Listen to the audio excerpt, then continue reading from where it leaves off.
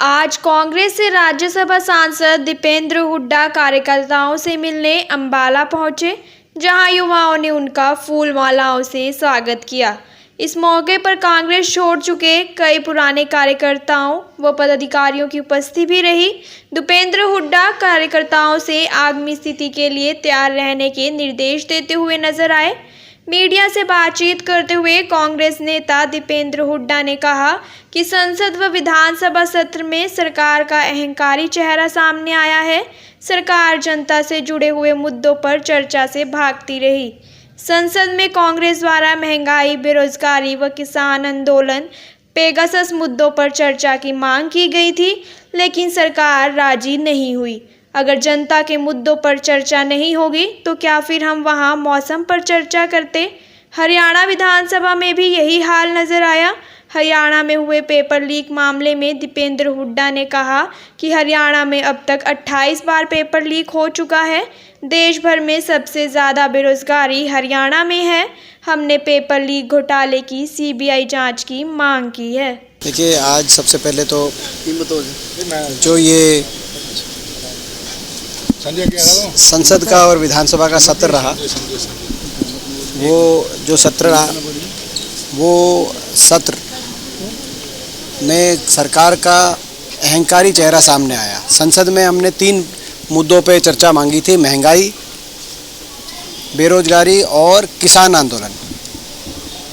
और इसी तरीके से विधानसभा में भी किसान आंदोलन पे हमने चर्चा मांगी, महंगाई में, साथ में जासूसी कांड संसद में हमने। मगर ना तो संसद में चर्चा कराई, सरकार ने कहा कि इन 3-4 मुद्दों पे चर्चा नहीं होगी, आप 5वां बताओ। तो जब इन 3-4 पे चर्चा नहीं होगी तो 5वां मुद्दा तो आप ये माने फिर तो मौसम पे चर्चा करने थोड़ी हम गए थे।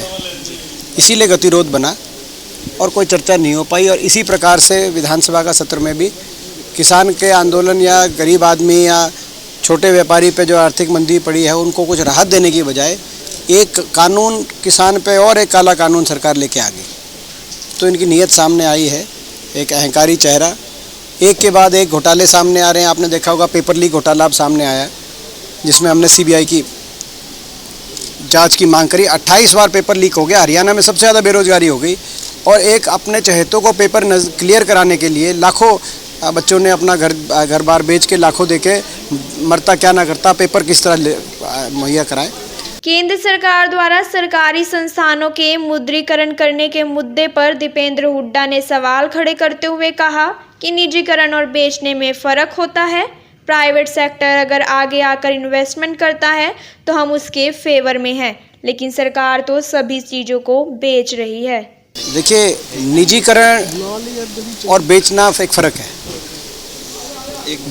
प्राइवेट सेक्टर आए, प्राइवेट सेक्टर इन्वेस्टमेंट करे, हम उसके फेवर में हैं।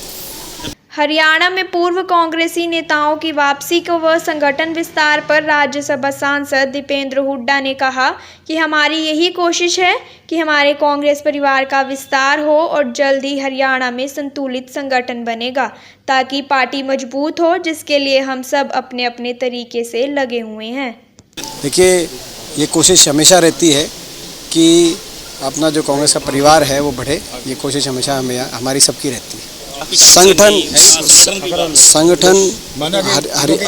हरियाणा का जो संगठन है वो हमें पूरा विश्वास है जल्दी बनेगा और एक संतुलित और एक अच्छा संगठन बनेगा ताकि कांग्रेस पार्टी मजबूत हो।